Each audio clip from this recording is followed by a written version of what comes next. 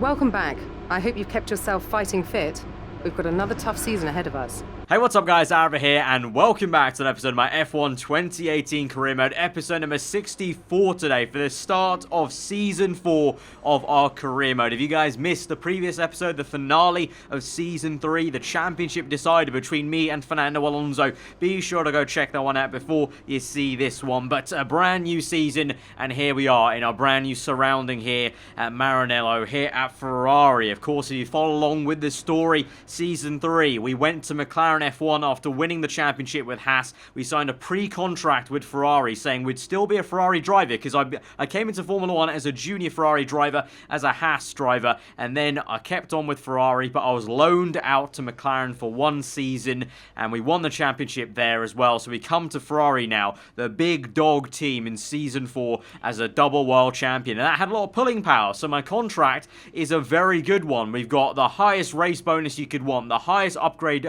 speed you could want. We've got level 2 on simultaneous development. We've even got pit stop efficiency going on, and we come to Ferrari as a first driver, and they accepted that contract straight away. I even undersold myself a little bit by a tiny margin, but we get a banging contract to begin this Season 4, and because I'm a first driver here, Arriva Bene took the very harsh decision of dropping Sebastian Vettel from Ferrari. Yes, I'm partnering Kimi Raikkonen. They felt like maybe two egos wouldn't work in the team. Myself and Sebastian, you guys know from previous F1 game career modes, me and Vettel have always banged heads, and so it kind of made sense in a way where the game thought that two egos like that in one team just ain't going to work. We need a 1 and a 2 here at Ferrari, and so I'm going to be the number 1 driver, and Raikkonen knows his place hopefully in number 2, but I'm hoping he can give me a good run for the money anyway as well. We've seen in F1 games especially, Raikkonen's a lot better in the F1 gaming world compared to in real life, but very, very excited to start this new journey with Scuderia Ferrari. It's been 1 year coming, 1 season coming.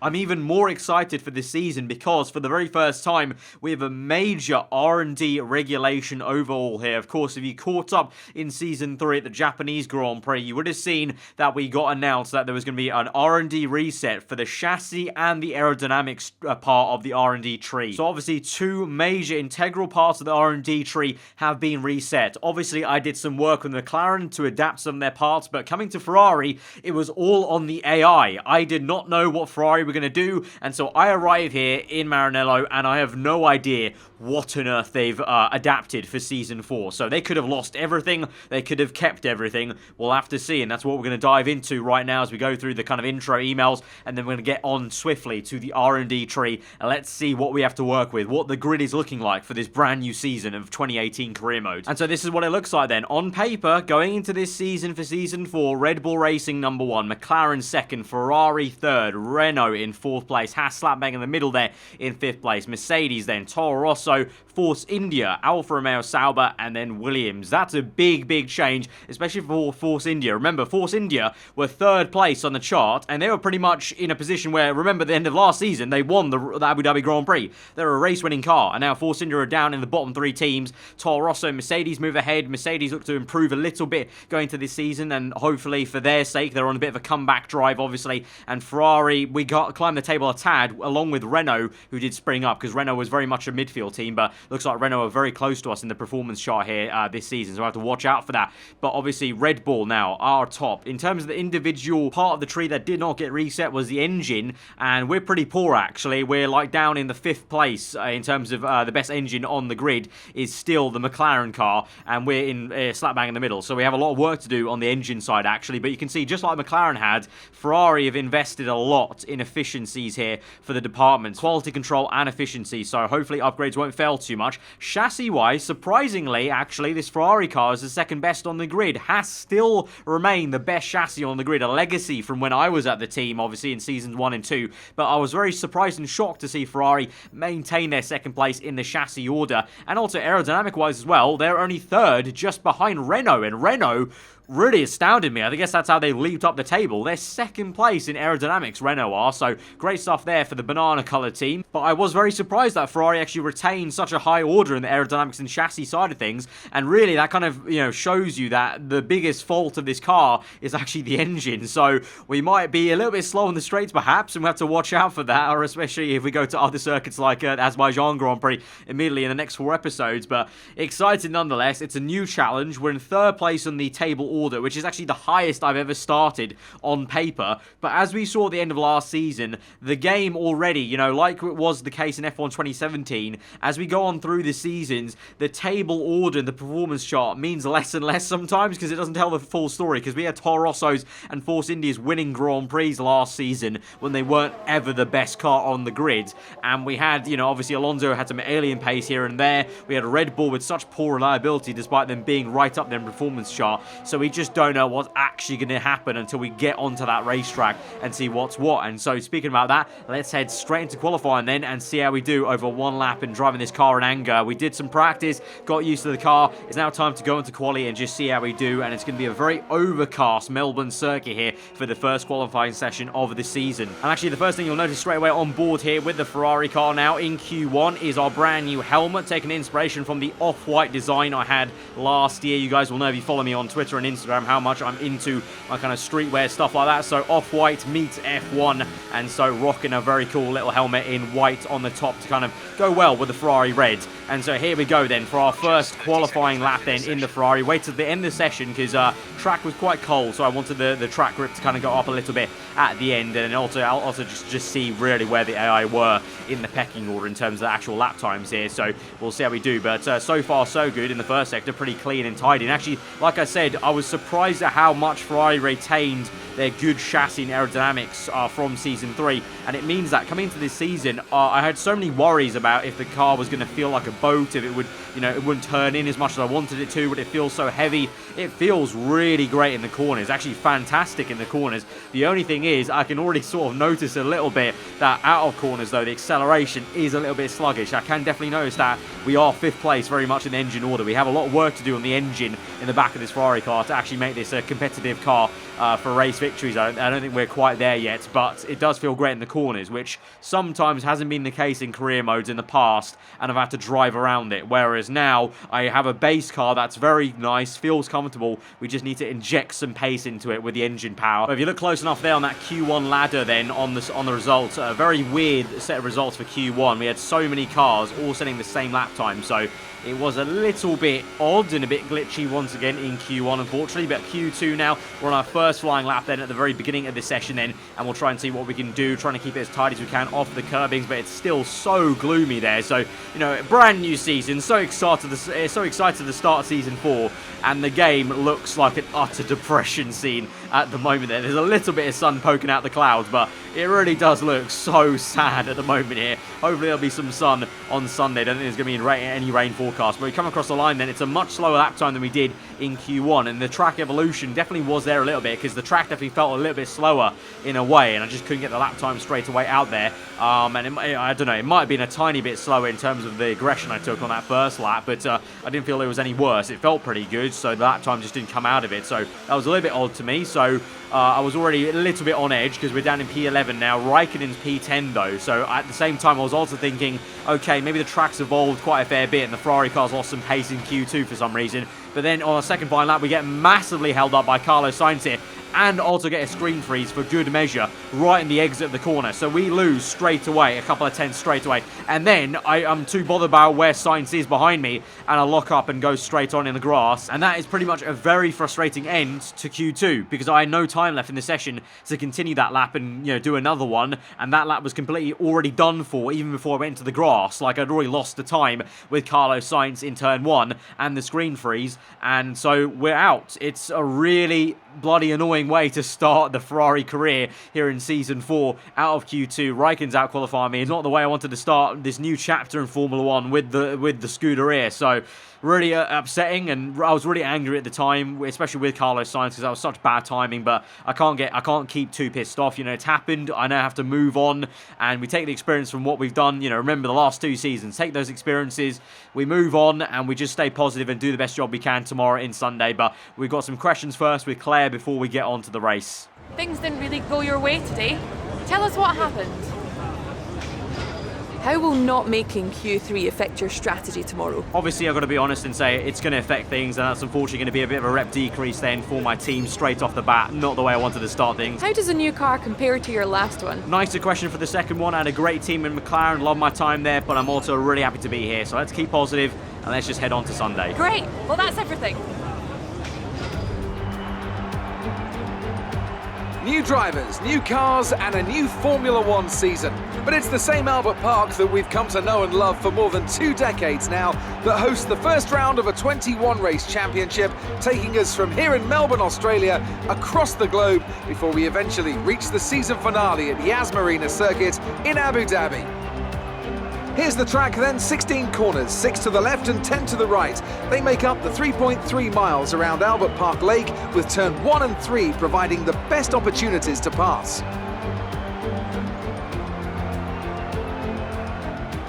I'm joined today in the commentary box, as I will be throughout this season, by a great racing driver, former F1 competitor, and who was world champion once upon a time as well, and an all-round top chap. It's the one and only Anthony Davidson. And tell me, here we are, first Grand Prix of the season, the first time racing these cars. So what are the big questions that need to be answered here, in your view? First of all, Crofty, and thanks for the glowing introduction. I just want to say it's a real privilege to be here, and I can't wait to see what this competitive field has in store for us this season. Now, to answer your question, obviously there's the question of performance in race trim, but really this is going to be all about reliability. It's the first Grand Prix of the season, don't forget. You're pushing all your new components to their limits. Formula One cars are full of very sophisticated but also very sensitive technology. So the most important thing today is to get to the end of the race, keep everything in good condition and try to stay out of trouble while you're at it. So before the off, let's remind ourselves of yesterday's qualifying session with a look at the starting grid. An immense lap from Lewis Hamilton yesterday puts him on pole position, and P2 goes to Daniel Ricciardo. A strong showing from the Australian. Looking down the rest of the grid, we have Raikkonen, Verstappen, Carlos Sainz and Grosjean, Hülkenberg, Magnussen, Ocon and Fernando Alonso, Van Dorn, the engineer, Charles Leclerc and Perez, Bottas, Ericsson, Brendan Hartley and Pierre Gasly, Stroll and Sergei Sirotkin rounds off the grid. Now it's almost time to lights out, so let's go down to the track.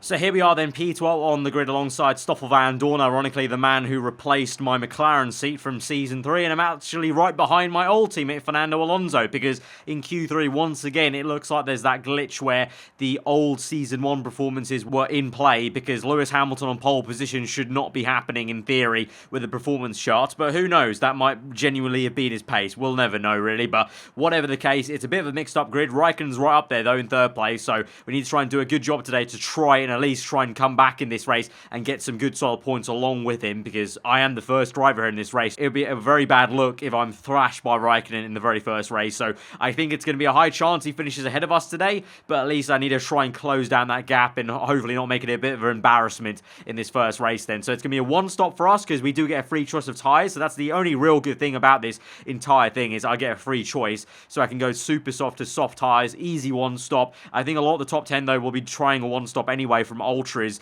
so it won't really matter in the end too much, but let's just get into this thing. I'm very excited to start our very first race in red here in Ferrari for the Australian Grand Prix, and it's a new chapter for us in our career mode. It's a new team, a new challenge, and so what will this new Season 4 have in store for us here? Let's go to 5 red lights and find out. To the Australian Grand Prix, and we're underway for round number 1 this new season, and Alonso with a great getaway there. We have a lot of wheel spin, and already Leclerc is round our outside, then into turn 1 we go, and Perez with the biggest dive bomb in the world to take 5 places there in one corner. Perez literally dive bombed to the Chinese Grand Prix at round 2. That was ridiculous. And now we're side by side still with Leclerc. The Sauber is giving me a real run for the money into this next corner. The right-hander, we're going to squeeze out the youngster and get up into P13, but it's been a horrendous start and a really bad getaway. Did not need that. I needed a good start and a good overtake or few into turn 1, and that just hasn't happened. We've gone backwards now, and we stare at the back of Van Dorn and Alonso as they line astern,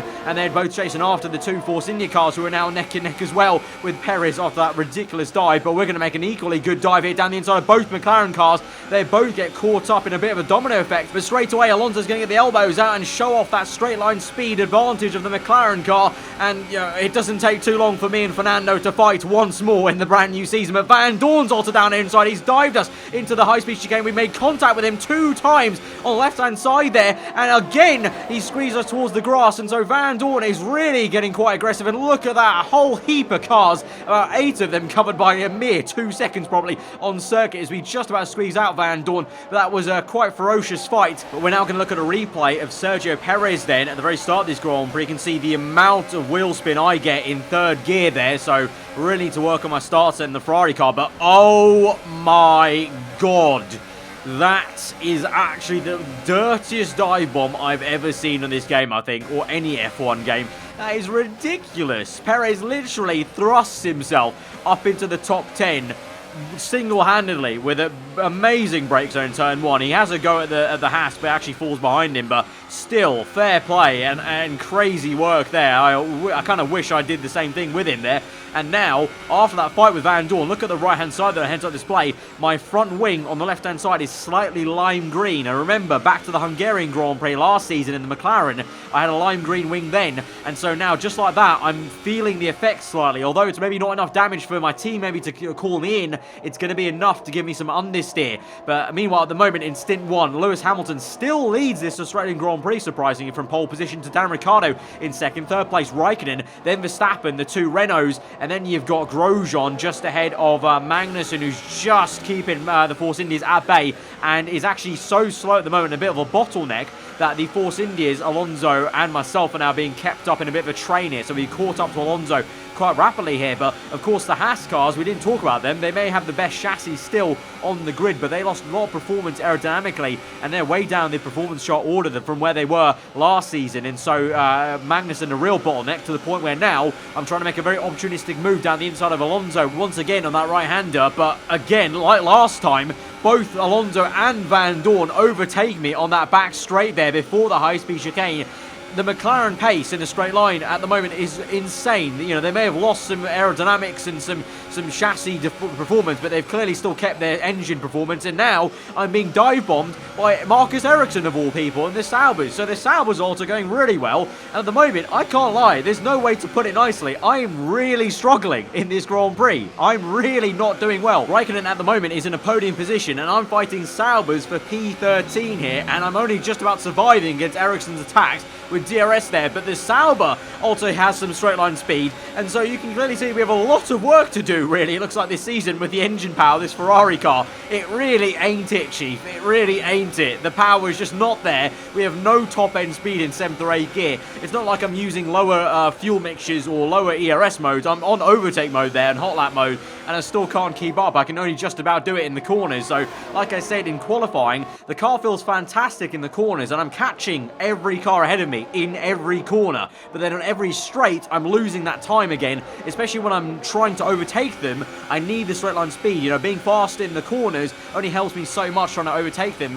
As we now see that Force India, he did overtake Magnussen, and Magnussen's really struggling now with a lock-up there and holds up Alonso. Quite a treat. So now, can we have any sort of run on Van Dorn or even Alonso as well, as he might get caught up maybe side by side with Magnussen. There they go, Alonso the long way round on K-Mag there. So my 2 former teammates fight, and now we get a run on Van Dorn and Grosjean. Oh my god, Van Dorn nearly slams us into the wall. We try and make a 3-wide pass there on Magnussen and Van Dorn. We make it work though at the end of that straight up into P11. Very opportunistic and great move there, if I do say so myself. But Van Dorn almost, I had my life flash before my eyes, he almost just punted us into the wall on the right hand side, as now we catch up to Alonso, trying to overtake Esteban Ocon there. The Force India is struggling. I'm surprised the Force Indies are doing this well so far in this race. They're the 3rd worst car on the grid now, remember, as now Alonso loses a lot of time with dirty air behind the Frenchman. And so now we can go once again dueling with our old nemesis from season 3, and we go down the inside of the last corner, and we're up into now what is going to be P8, as I think 1 or 2 people have already made pit stops in this Grand Prix. So we need to wait until later in the race to really see where we shuffle out in the race order. At the moment, though, it's not looking amazing. So we're now going to at least try and catch up to Ocon. And like I just said, I'm very shocked, actually, that Perez and Ocon are doing this well, and they're still right up here in the points-paying positions, because you know, if by the performance chart, you would have thought they would have just gone down and down the order until they're fighting the Toro Rossos and Williams cars, but that's not the case. But at least at the moment on lap 8 here, in the moment through the corners, we are gaining rapidly on Ocon here. We're going to make a dive down the inside. It's a really nice overtake there. Hit the apex and then go wide on the curbing a little bit, and we're up into P7. Then nice overtake then on Ocon, and that's how easy it should have been if you compare the raw on-paper pace. And so now we'll try and see if we can catch up to Perez, but definitely still feeling the effects of that slightly lime to yellow front wing, but I'm slowly getting used to it, just like we did at Hungary. You know, it takes me a fair few laps, so eventually I think I'm getting a hang of kind of driving with the understeer in every single right-hander corner, where obviously the damage is on the left, so it affects every right-hander corner. But as we go on through the Grand Prix, then eventually it's 1-2 for me and Perez, as we're the only two going this long at the front on this one stop on super soft tyres, but we come in eventually on lap 11. But you can see on the top left, Hamilton on soft tyres, and Raikkonen and Ricciardo, all of them have come onto soft. So like I said at the very beginning, it doesn't really matter that they started on ultra soft tyres. Everyone pretty much is trying a one-stop in this Grand Prix, so I can't really hold any kind of hope out for gaining positions through strategy, to be honest. So we're going to have to try and do some overtakes and try and, well, not even overtakes, we're going to have to try and get some pace down on track, because I've got a massive gap to Perez to try and catch before I even get to any cars to overtake, because we come out in no man's land just ahead of Ocon. We've got some kind of slower cars ahead of us in the form of Sorokin, but then it's going to be a big old gap that we just have to try and close to the Mexican in the Force India car. And so we move from lap 12 to 14, and we're actually catching up to firstly Romain Grosjean, who's actually jumped us in the pit stops, but that's because he's on a 2-stop. He's on super soft, so I don't need to even overtake him necessarily. He will pit eventually, but I've got the better speed at the moment. Like I said, the Haas is a very poor car now in Season 4, so we should have this pace. So you can see clearly through the corners I have that pace. The chassis and aero is working well, so DRS open, and we got the ERS on overtake mode. Rich mix going as well. Down the inside, pretty simple pass on the Frenchman, and we're up into P8. But then on the mini-map is a big old gap to Perez. So now we get our head down and try and push as hard as we can. But meanwhile, in the very top end of the field, it's still Hamilton leading the way, very surprisingly, on this Australian Grand Prix, from the home favourite Daniel Ricciardo in second place. Third place then is Kimi Raikkonen, just ahead of the two Renaults, going very well indeed. But Hülkenberg there, the lead Renault, is on super soft, so he's definitely doing a 2-stop then. So it will actually end up being probably Carlos Sainz that's the one pressurising Raikkonen at the end of this Grand Prix. So you can see the improvement Renault Works team have made on the performance chart. They were only like a pixel behind Ferrari, and you can see that clearly is the case on track, actually, in real terms, because they're both pressurising my teammate very hard. Meanwhile, we've got Perez pressurising Verstappen, and I'm trying to catch them, whilst also trying to get away from Grosjean and Ocon behind me. But you saw visually that gap was quite large from Perez to myself, so I don't have a lot of hope of catching them. We'll have to see what goes on. You never know if he loses some time with overtaking Verstappen. Maybe that might happen. But speaking about overtaking cars, Ricciardo is coming thick and fast now on Hamilton. Will he make a move to the inside? Yes, he will. He fakes the left, goes to the right, down the inside for the lead of the Grand Prix. Doesn't work out though. Hamilton with a good defensive drive in turns 1 and 2 now, but Ricciardo will hustle and harry him on the left-hand side now. DRS open for the second time now in the lap. On the outside then, the crowd probably going wild as they try and cheer on their home man to get the race lead. But Hamilton is putting up a great fight there in the inferior Mercedes car, and somehow he's holding it through, but not for too long. Eventually it will have to be Ricciardo up into the lead. The man with the fastest car on the grid eventually does do it, and he's up into first place. But a fantastic battle between Ricciardo and Hamilton there for the race victory. And I would say probably Ricciardo now winds down his engine and can probably take it home into first place. Meanwhile though, on lap 18 now, we are going to make one overtake in this stint now on Hülkenberg though, not on Perez. Hülkenberg pits in obviously for his second pit stop of the afternoon, so we do gain one position on a 2-stopper today in the race, and so we're up into P7 then, but still got a lot of work to do if we want to try and catch Perez. But meanwhile now, after Hülkenberg makes his pit stop, he's catching up to this great fight between Ericsson and Brenton Hartley there. Bad lockup though, and so Hülkenberg will be invited in. The Toro Rosso still tries to go side by side, and so at the moment it looks like Toro Rosso has definitely lost a little bit of pace from where it ended Season 3, so that's a little bit upsetting for their sake and for Honda's sake. But he comes in eventually, Hartley, and so it'll leave Ericsson now vulnerable to Hülkenberg then. He's going to be flying, that much improved Renault, and also on fresh super soft tyres with DRS also open there. Can't quite get him into turn 1, but then through that corner he's going to get a good exit, a nice slingshot onto the second bite of the cherry then for another bit of DRS, and he's going to go to the inside there. Nice dive, and he will get that place on the Sauber. And so in the running order, I think then the only car ahead of HOCKENHEIM then is Fernando Alonso chasing after Esteban Ocon, and then you get up to RA sort of myself. Perez in front of me in P6 then. We are trying to close the gap, and now we've got a bit of luck now. A safety car, a full safety car has been called out, so we're definitely going to be closing the gap now because everyone will bunch up, and so that is just the miracle that I maybe needed to improve on this P7 here. With only a finite amount of laps to go now in this Grand Prix, a blessing has come to Melbourne here for us, and maybe also a few other people perhaps as well. So we're going to slow things down, obviously. No reason to pit though under the safety car. No one's going to pit because everyone's going to the end of this Grand Prix. So all of us will remain on these either worn soft tyres, or some of those will have fresher super softs. They were doing the 2-stop here, but obviously trying to warm up the tyres as much as we can. I'm really worried about Ocon, to be honest, because that Force India car may be, you know, a bit nerfed now this season, but it looks like the Force India still has some decent straight line speed. So I'm worried about Ocon on the exit, but I want to try and see if we can maybe jump Perez and at least get up into P6, because I feel like, you know, at least on paper, we should be able to get Perez at the moment. I don't know about Verstappen, but we'll at least try and get him. But it's going to be a very difficult restart. But with 5 laps to go, it's pretty much a sprint race now to the end of this Grand Prix. And at the moment, we're side by side with Perez, cheekily trying to get him at the green light, because it goes green right now, so we can technically overtake him at the moment. But I get a lot of wheel spin there through the last corner, a bit of a tank slapper, and Perez gets away from us as Magnussen retires from the Grand Prix. Ocon, though, like I said, he's going to be a threat into turn 1. There he goes. Ocon, the Frenchman, down the inside. Now we have to defend our position in P7 rather than attack for P6. Alonso, though, in the background, ready to pick up the pieces, and he does so as we shove Ocon off the racing line there, and we keep P7 for now. It's side by side, though. Carlos Sainz trying to get up into P3.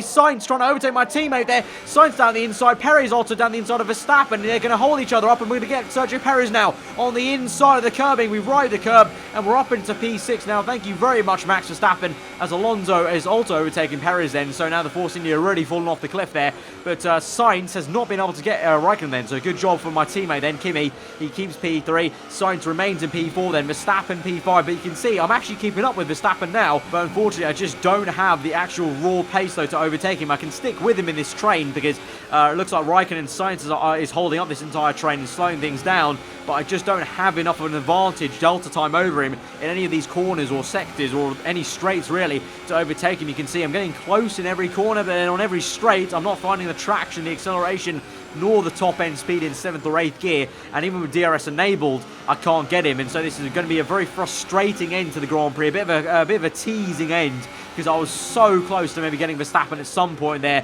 There was so many maybe half chances, but just couldn't make it work. And so it's going to be the home favourite Daniel Ricciardo that wins the Australian Grand Prix in round number 1 of season 4, with Raikkonen, my teammate, in 3rd place, and we're going to finish up in P6. Great drive, great drive. We're really happy with that performance.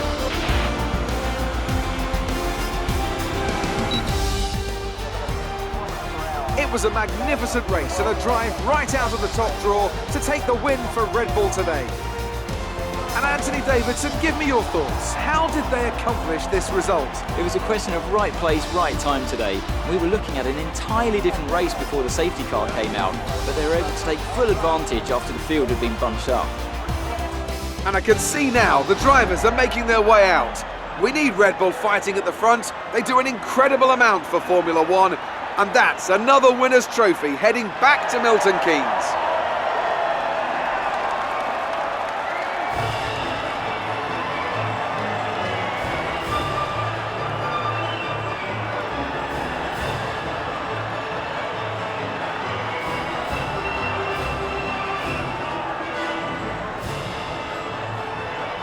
That was a very tough Grand Prix. Like I said at the very beginning, I was just not driving very well at the start, and I was really struggling for pace. Eventually found some, and also got a little bit lucky here and there. and we're able to get P6, so a bit of a recovery drive for us. And so, you know, Kimi beats us. We are contractually the first driver, so that's not an ideal way to start this season, but, you know, things happen, and I guess in the constructors, at least we're second place there ahead of Mercedes and Renault and McLaren, despite, you know, maybe the performance not being great, because, you know, all three of those teams I just said only had one man in the top 10, whereas Red Bull were consistent there, with at least Verstappen finishing up in P5, with Ricciardo winning the Grand Prix. So it's another strong start for Red Bull. Let's see if they drop off or not, like they did in Season 3 with bad reliability there. And I was quite shocked at the bottom end. Toro Rosso so far back, with Force India being the ones that score some points. Obviously, performance chart-wise, I was expecting a very different Grand Prix in that kind of aspect. So definitely a few surprises at Australia here. But as we move on to the end of the episode, then obviously in the first rivalry bout with myself and Raikkonen, he's going to be just ahead of us then. So that's unfortunate. Hopefully next time at Bahrain, we can have a much better go at Raikkonen and just in general the race. And hopefully we don't get knocked out in Q2 again. But